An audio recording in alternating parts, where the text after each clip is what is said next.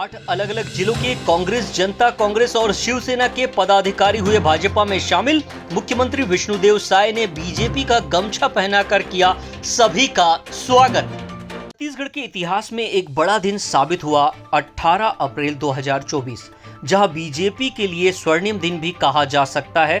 प्रदेश कार्यालय में 8 अलग अलग जिलों के कांग्रेस नेता, जनता कांग्रेस नेता और शिवसेना के लगभग 800 ऐसे पदाधिकारी सदस्यों ने बीजेपी का दामन थामा है, जिसमें पूर्व विधायक सहित पीसीसी पदाधिकारी शामिल हैं, जिसमें पूर्व मंत्री के परिवार के सदस्य ने भी बीजेपी का दामन थामा है, जिसमें गुरु रुद्र कुमार की छोटी बहन प्रियंका गुरु ने बीजेपी का दामन थामते हुए कहा है कि बीजेपी वह पार्टी है जो कहती है वो कर दिखाती है।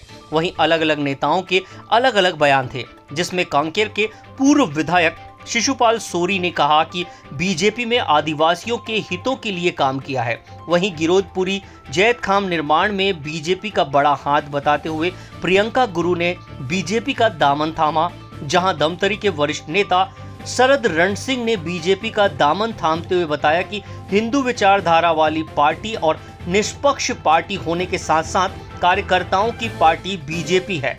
प्रधानमंत्री नरेंद्र मोदी के कार्यकाल से प्रभावित होकर मैं बीजेपी का दामन थाम रहा हूं और जीवन भर में भारतीय जनता पार्टी परिवार में रहकर समाज के हितों के लिए संकल्पित रहूंगा। प्रवेश का कारण दो है मुख्यतः।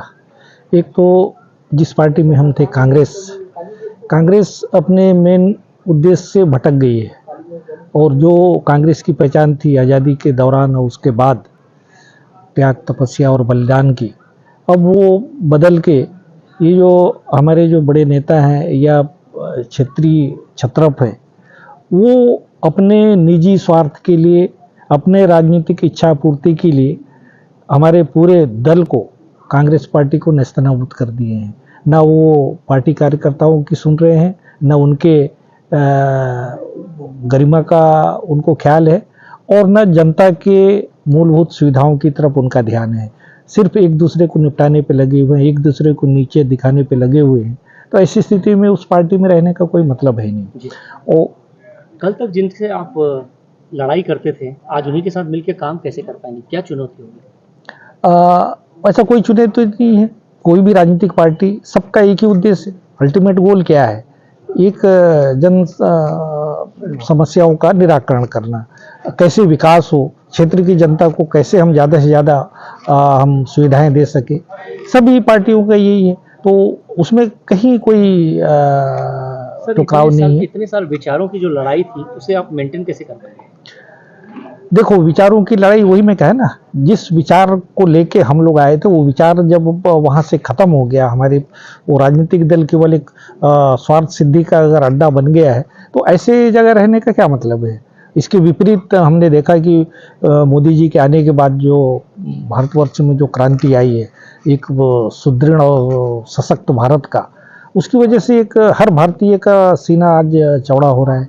दूसरा, जो मैं आदिवासी समाज का हूँ, उस समाज की बात करूँ तो पहली बार आदिवासी समाज को जो गौरव देने का काम किया मोदी जी ने किया है। जैसे राष्ट्रपति सर्वोच्च पद है, उसमें एक आदिवासी महिला को उन्होंने दिया।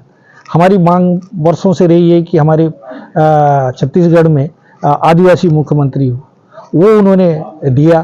तो ये तो आदिवासियों को गौरव बढ़ाने का जो काम कर रहा है, उससे पूरे आदिवासी समाज मोदी जी के रास्ते पे चलने के लिए तैयार है। और हम सबका साथ सबका विकास का जो नारा है मोदी जी का, जो नारा है, वो कैसे मानते हैं? बिल्कुल होगा। जिस हिसाब से जन सैलाब उमड़ रहा है मोदी जी के लिए, जिस हिसाब से समर्थन मिल रहा है, जिस हिसाब से मोदी जी की गारंटी पे लोग बाग विश्वास कर रहे हैं, उस हिसाब से ये मुमकिन है। राजधानी रायपुर से राजू दीवान की रिपोर्ट।